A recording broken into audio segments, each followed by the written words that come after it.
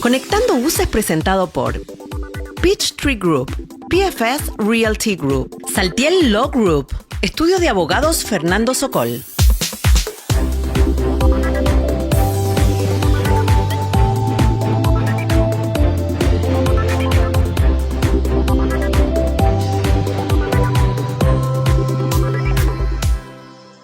Hola, ¿cómo están? Bienvenidos a un nuevo episodio de Conectando USA. Hoy vamos a hablar de un tema, la verdad que es un tema que nos involucra a todos los inmigrantes, porque muchos tenemos, no sé, empresas en otros países, ingresos en otros países, o quizás propiedades. Entonces, ¿cómo hacemos para lidiar con eso? Existen reglas fiscales internacionales que la verdad que son bastante complejas y que tenemos que aprender cómo funcionan, porque no simplemente es llegar y pagar impuestos. ¿Cómo estás, Caro? Hola, Ana Sol, muy bien, gracias. Se me olvidó saludarte, me embalé con el tema. Te embalaste y te olvidaste. Claro. Todo bien, gracias a Dios, acá estamos.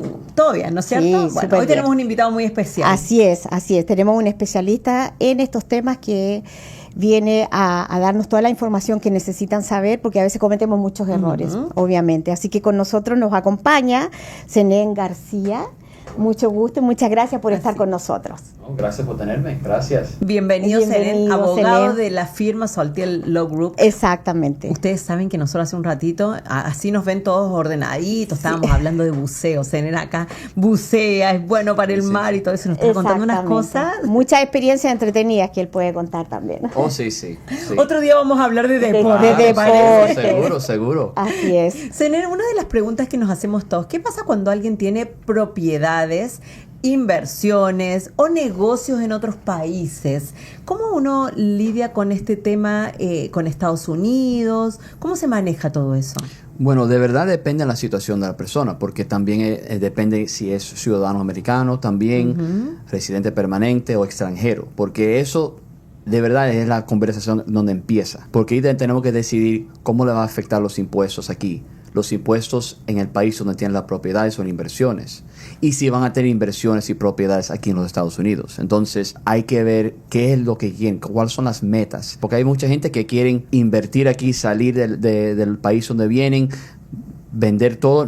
No, quiero quedarme con esas cosas, pero también hacer inversiones aquí en los Estados Unidos. O en Latinoamérica. ¿Cuáles son las diferencias entre Estados Unidos y Latinoamérica? ¿Cuáles serían como las diferencias de la tributación? De verdad hay mucha diferencia entre, por ejemplo, los ciudadanos y residentes permanentes y los extranjeros. Los impuestos son más fuertes a los extranjeros. Pues, claro. Entonces, en ese sentido es una diferencia. Y claro, el gobierno federal aquí en los Estados Unidos quiere asegurar que están colectando el máximo que puedan colectar. Entonces, eso sí es un tema importante, asegurar que estás pagando lo menos posible. Y hay maneras a veces, y yo sé que vamos a hablar de ese tema un poquito más después sobre los acuerdos entre los países que puede ayudar la situación, dependiendo en los países. Pero si eso no existe entre los países, entre los Estados Unidos es el país donde vienes, eso es un tema que tenemos que investigar para ver cuáles serían los procedimientos que podemos hacer para reducir los impuestos, para reducir las reglas, y a veces no podemos, a veces hay ciertas cosas que tenemos que reportar, hay requisitos que hay que hacer para asegurar que todo está bien con los Estados Unidos. Zenén, ¿por qué muchas personas creen que operar internacionalmente es más simple de lo que realmente es? Yo creo que eso viene de ignorancia, porque piensa que es sencillo, y a veces piensa que lo que ocurre en nuestro país es igual en todo el mundo. Entonces, bueno, yo tengo que pagar, tengo que hacerlo así, es igual por todas partes. Te puedo dar un ejemplo. Había una persona que vino de un país, una isla que se llama Martinique, y venía aquí para hacer negocio. Y cuando yo le expliqué sobre las reglas del empleo, se quedó sorprendido, porque en Martinique parece igual que la Francia, que es cuando uno se renuncia o tú quieres votar a alguien de la empresa, tú tienes que darle un año de pago de salario. ¿A dónde? Y en Martinique y en Francia dice, no, aquí eso no existe. Y estaba sorprendido que, ¿en serio? No tengo que pagarle después de un año. Dice que no, y esa es la diferencia. Entonces la gente no sabe que cuando uno sale de su país, todo se cambia. Eso es la razón que deben de conocerse con un abogado, un bufete de abogados que le puedan ayudar a asegurar que cuando llegue al nuevo país sepan lo que puede pasar y pueden entrar al país sin problemas o reducir impuestos en esa situación. Claro, porque independiente que uno se instale con la misma empresa que llevas manejando muchísimos años en tu país, las reglas son las que dicta el país donde estás viviendo en ese minuto, ¿no es cierto? Donde estás estableciendo tus proyectos. Por eso es tan importante esta planificación fiscal. Claro, y de verdad lo debes. Y obvio, mucha gente no lo piensan, porque piensan en yo quiero hacer el acto y no piensan en planear y hacer un tipo de idea antes de mover. Eso sería de verdad la mejor opción. De nuevo, ¿sabes? Pagando los impuestos es sumamente importante, pero hay muchos requisitos aquí en los Estados Unidos en adición de pagar impuestos. Por ejemplo, el OFAC, que tiene que reportar todas las finanzas que está ocurriendo en cualquier parte que pertenece a los Estados Unidos. El FinCEN, donde estamos hablando de tienes cuentas bancarias fuera del país, tiene que reportar. Entonces hay varias cosas en los Estados Unidos que aunque no necesariamente tienes que pagar impuestos, hay que reportar, y si no lo haces te pueden entrar en multas bastante fuertes. Ahora mismo estamos con un cliente que tiene que pagar una multa de $75,000 por no presentar un formulario, y el formulario en una página, lo más sencillo, pero nunca lo presentó. Pero formulario de pago de taxes, de negocio, de propiedad, de reportar dueños extranjeros en la empresa, sencillamente. Pero eso ni me va a causar que pagar impuestos, no importa, lo tiene que hacer, y hay multas por no reportar. Es que buscan como la transparencia, uno tiene como que clarificar de todo. Uno de los conceptos que cuando uno piensa en el tema de las empresas en Estados Unidos y que uno quiere saber de qué se trata es el transfer pricing. ¿De qué se trata el transfer pricing? Es la pregunta de mucha gente. ¿Qué es eso? Tú sabes que eso es una cosa que ocurre con muchos de nuestros clientes porque, por ejemplo, tienen una empresa en su país y ahora quieren montar una empresa parecida en los Estados Unidos. Vamos a hacer un ejemplo. Hay una compañía que ahora mismo estamos representando, que es la compañía en Colombia. Están abriendo una empresa parecida aquí en los Estados Unidos, y lo que ellos quisieran hacer es utilizar su empresa en Colombia para todos los productos que le compran de la compañía de Colombia y utilizarlo y venderlo en Estados Unidos. El transfer pricing, eso es algo que eso es entre compañías que tienen relaciones. Como una filial. Como una filial. Sí, exacto. Y lo que se está pasando es que lo que está tratando de evitar los gobiernos cuando están hablando del transfer pricing es que muchas de las empresas, para evitar impuestos, le aumentan un cargo que no es que le pagan normalmente el mercado, o al revés, que ganan más ingresos de un país al otro para reducir las ganancias en el país. ¿Y en qué país reducen las ganancias? En el país donde va a pagar más impuestos. Claro. Entonces, este tema es un tema muy sensitivo en los gobiernos porque quieren evitar las gentes tratando de utilizar esta cosa para pagar menos impuestos. ¿Quién determina cuál es el precio real de algo para ser razonable y no para evitar el tema de los impuestos? ¿El país de origen o el país de destino? Bueno, eso depende en el país que está cobrando el impuesto. Okay. Si el país ellos deciden, y normalmente en los Estados Unidos, por ejemplo, utilizan el sentido del mercado. Pero hay veces que, por ejemplo, no voy a especificar de contadores ni nada, que te dicen pasemos esto para acá y esto acá y así te ahorras un impuesto de acá. Eso, o sea, todo lo que te digan efectivamente no es legal. No quiero decir que no es legal porque obvio, están pagando algo, pero tiene que ser a un nivel constante con el mercado. El mercado decide. Si el mercado dice que ese lo que está cobrando es normalmente lo que debe cobrar, está bien.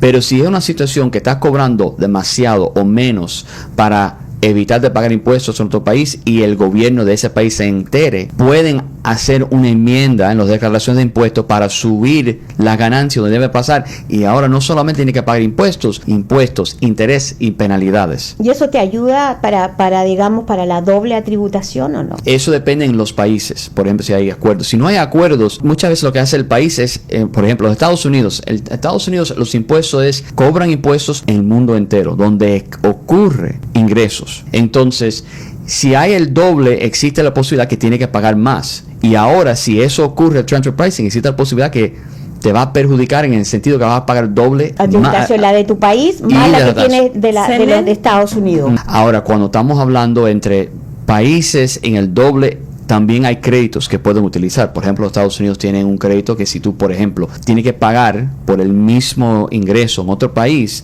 te dan un crédito para ese tipo de pago que tiene que hacer el otro país. Pero eso no es universal, eso depende de las situaciones. Entonces hay que investigar cuáles son los países, ¿no? Cuáles son los países, cuál es el tipo de mercancía, todo depende. Entonces la única razón a determinar eso es hacer una investigación específicamente con la persona en la situación para determinar si tiene el crédito y puede obtener ese crédito. Hablemos justamente de los tratados internacionales, esos acuerdos que se hacen entre países que muchas veces uno desconoce, pero que a la larga te pueden ayudar, ¿no es cierto? Claro. ¿Qué son los tratados internacionales? ¿A quiénes aplican? Bueno, de verdad apliquen entre los países que hacen el acuerdo. Por ejemplo, los Estados Unidos tienen un acuerdo entre Estados Unidos y España. Y ahí, por ejemplo, si tú estás reportando esos ingresos en España, no tienes que reportar en los Estados Unidos. Mientras que lo estás reportando en uno de los dos lados. ¿Cuál depende? Depende en el acuerdo. Pero cada acuerdo es diferente y afecta diferente. Por ejemplo, hay algunos acuerdos que ingresos de sueldo, perfecto. Ingresos de interés, perfecto. Pero dividendos, no. Todo depende en el acuerdo. Hay algunos acuerdos que sí, hay ciertas cosas que lo puedes que no hace falta reportar, pero hay otros que sí lo hay que reportar. Entonces depende del acuerdo entre los países. Ok, y con los países de Latinoamérica, ¿quiénes tienen más prioridad? Porque en este caso tiene prioridad España para declarar los impuestos allá. En el caso de Estados Unidos con algunos países de Latinoamérica. Yo no creo que haya acuerdo entre los Estados Unidos, por ejemplo, y Argentina.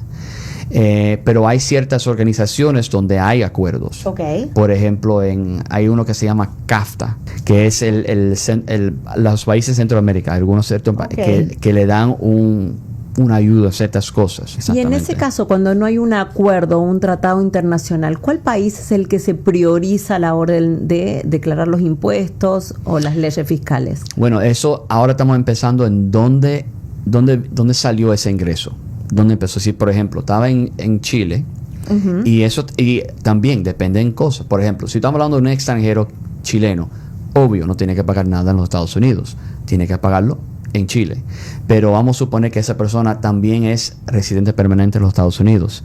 Lo ganó en Chile, vivió en Chile, hay que reportarlo en Estados Unidos también. Puede ser que sí, puede ser que no. Porque hay algunas reglas que dicen los Estados Unidos, si la persona, por ejemplo, está viviendo por tanto tiempo en otro país, claro, fuera de los Estados Unidos, y a la misma vez es bajo de un nivel de sueldo, ni hay que reportarlo en Estados Unidos. O sea, hay un límite.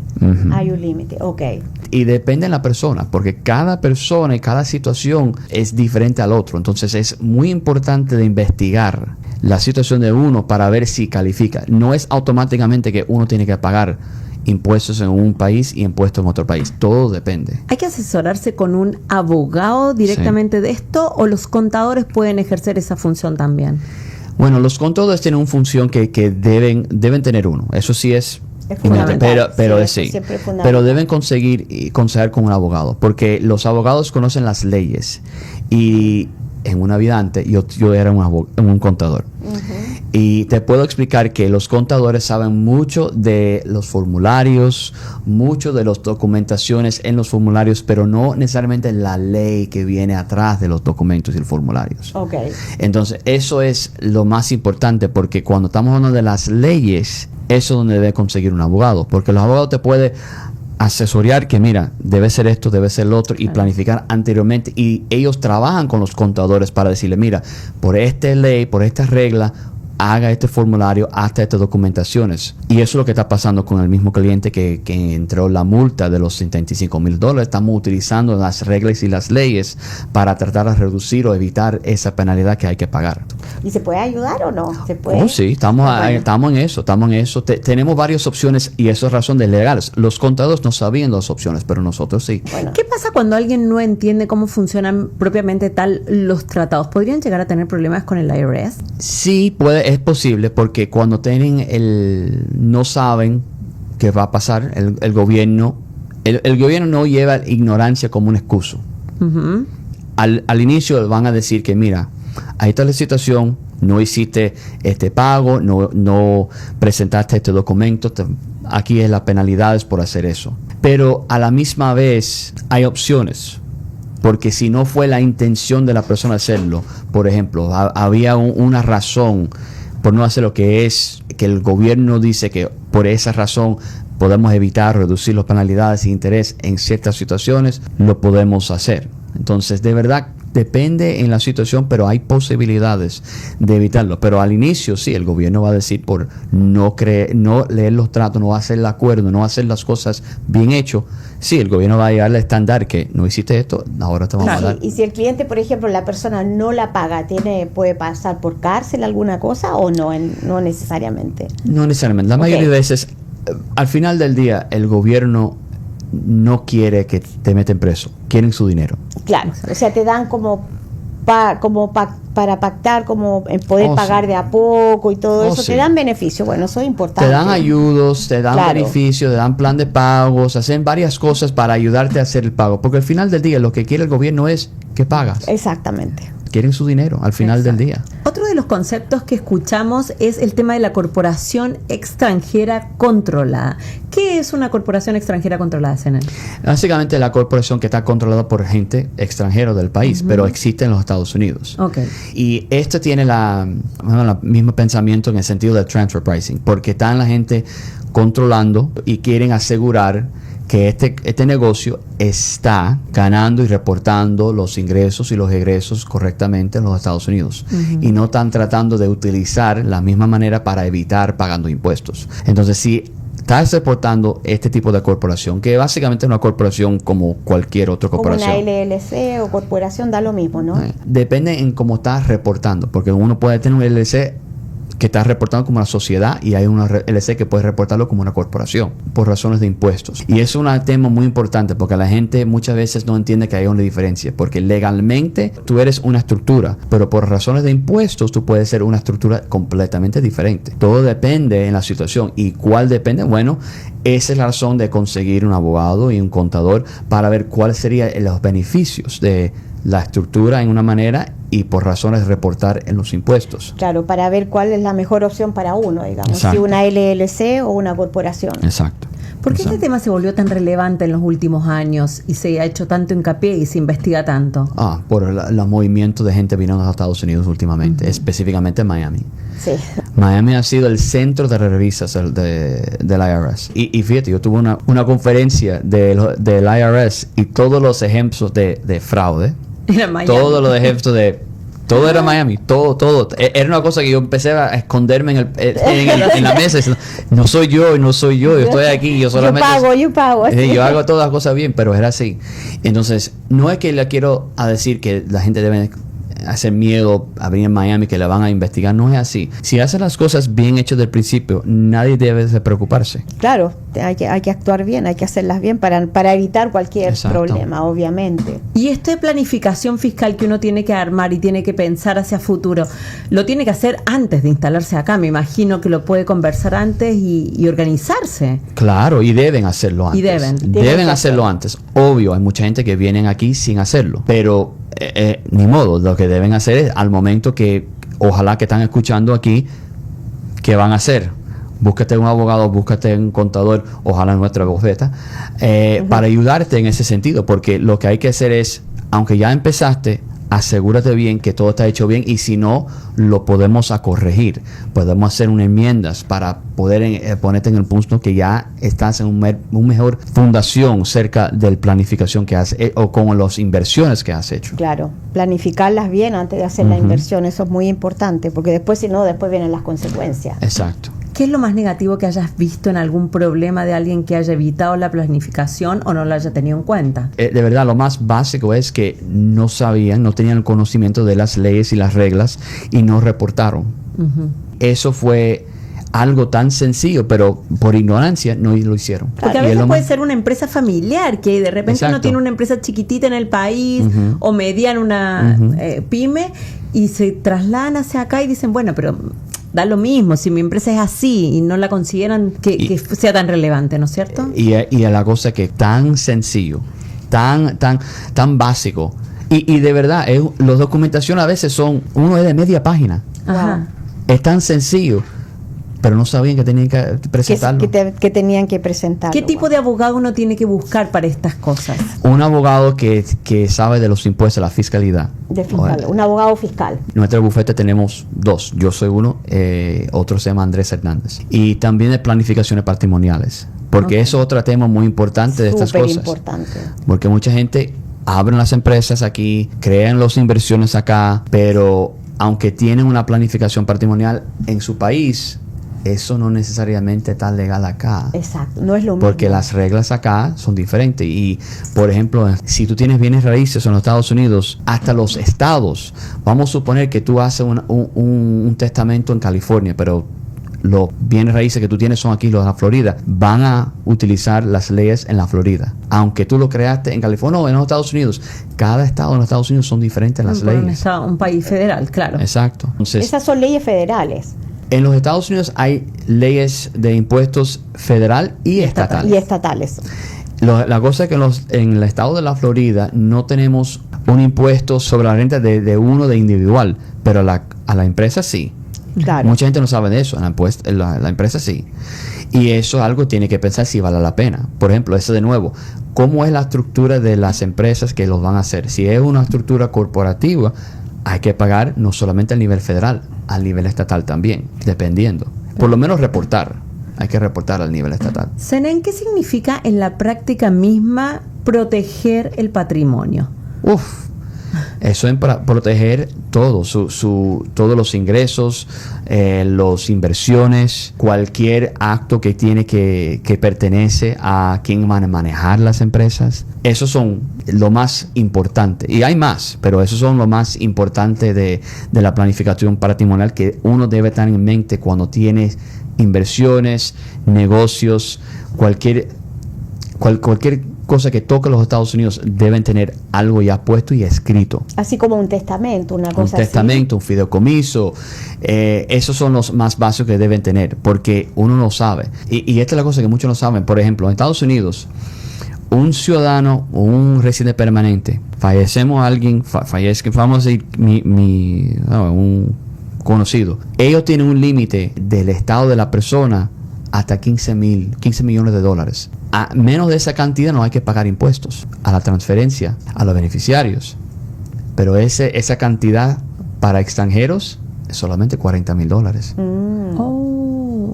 Entonces, muchas veces lo que nosotros hacemos es, en ese sentido, transferimos los bienes raíces a un fideicomiso, porque el fideicomiso sigue. Y eso con las leyes de acá. Exacto. Entonces, evita ese problema que puede ocurrir sobre los bienes raíces aquí en los Estados Unidos. Ahora, puede ser que eso no pertenece, no podemos utilizar para esa persona, porque cada persona es diferente. Entonces, esa es la razón que trato de no dar consejos de ejemplos y herramientas específicos, porque cada persona es diferente. Y alguien puede decirme a mí, mira, yo tengo mis empresas, mis bienes raíces en una compañía, una corporación, un LLC. Bueno, la LLC sigue andando. El problema de verdad es quién es el dueño del LLC. Claro. Entonces hay que hablar sobre eso. Porque a veces las LLC hay 3 o 4 socios. Exacto. ¿Qué pasa cuando, digamos, el mayoritario muere? ¿Cómo se actualiza todo lo demás? El parte bueno es, la propiedad sigue en el LLC y el LLC sigue andando. Entonces, por esa parte estamos bien. Pero ¿qué va a pasar con los intereses de membresía del LLC? Y afecta también, por ejemplo, si uno tiene patrimonio en otros países y tiene algún problema fiscal acá y en definitiva quieren, no sé, te sacan los bienes de acá o lo que fuera, ¿también te pueden afectar tocándote los bienes de otros países o esos están protegidos? Bueno, eso depende de las leyes de esos países, porque ellos van a decir qué afecta ahí, porque claro, cada país tiene sus reglas, cada país tiene lo que ha pasado. Aquí en los Estados Unidos tenemos nuestras leyes y cada estado tiene su propia ley sobre eso. Entonces eso depende al final del día. ¿Qué está pasando aquí comparado allá? Si los problemas en el otro país, no va a afectar mucho aquí. No hay jurisdicción. Claro, no hay jurisdicción, exactamente. Exacto. Entonces la única cosa que puede pasar es si abren, por ejemplo, algo litigio acá y sacan un juicio acá. Ahora se cambia. Y eso está pasando con un cliente. Un cliente en otro país está tratando de reportar un juicio de otro país aquí en los Estados Unidos para tratar de colectar por un problema de otro país. ¿Pero eso es legal? ¿Se puede hacer? Eso se puede hacer.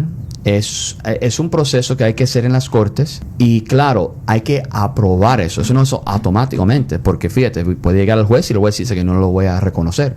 Entonces hay riesgo en ese sentido. Y lo que pasa es, si eso no funciona, que tendría que hacer una demanda de nuevo. Es como si la demanda ya no existía. Pero a la misma vez, el juez va a decir, lo voy a aprobar. Pero hay un proceso ahí también. ¿Cuáles son las indicaciones o los consejos que vos le darías a un empresario, un inversionista que piensa expandirse internacionalmente? Primero, donde van a empezar, consíguete un abogado en ese local, en ese país, en los Estados Unidos. Y es otra cosa, en los Estados Unidos somos especial en el sentido que si vas a invertir en varios estados, debes conseguir un abogado con el conocimiento en ese estado. O sea, estas leyes no son federales, son estatales. Exacto. O sea, no, tú, por ejemplo, si alguien compra, no sé, en North Carolina, en California, no lo podrías representar tú. Yo no, porque yo no soy licenciado en esos estados. La parte buena de por ejemplo, en nuestra bufete de abogados, tenemos conocimiento con abogados en varios diferentes estados donde podemos conversar con ellos y que podemos representar, no necesariamente atrás de nuestra firma, pero con los abogados que trabajan con nosotros que están licenciados en esos países, en esos estados. Buenísimo. Ok, entonces primero contactar a un abogado que tenga de alguna manera representación en cada uno de los estados en donde ellos van a expandirse internacionalmente. Y asesorarse con todo lo que hemos estado hablando, el transfer pricing, las empresas, las leyes, los acuerdos. ¿Cuál sería la estructura para esa situación?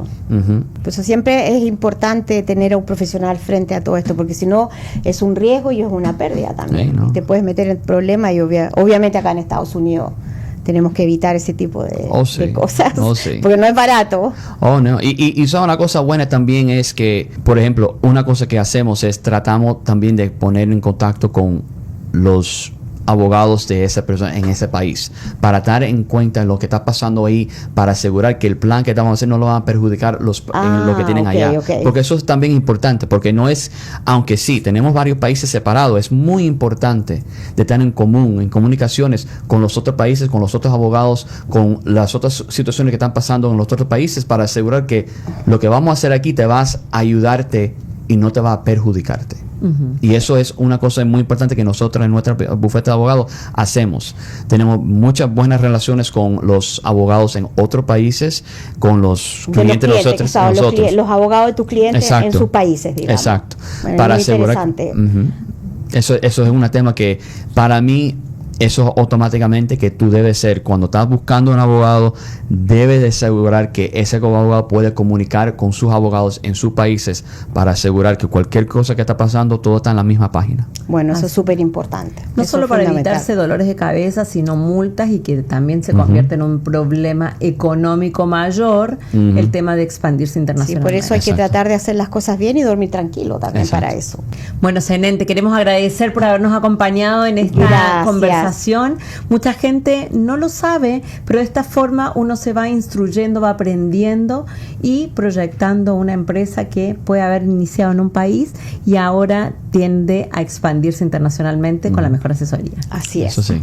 Nosotros nos volvemos a encontrar en un próximo episodio. Hasta la próxima semana. Gracias, Zenén. Nos vemos. Gracias. Chao, bye. Conectando USA fue presentado por Peachtree Group, PFS Realty Group, Saltiel Law Group, Estudio de Abogados Fernando Sokol.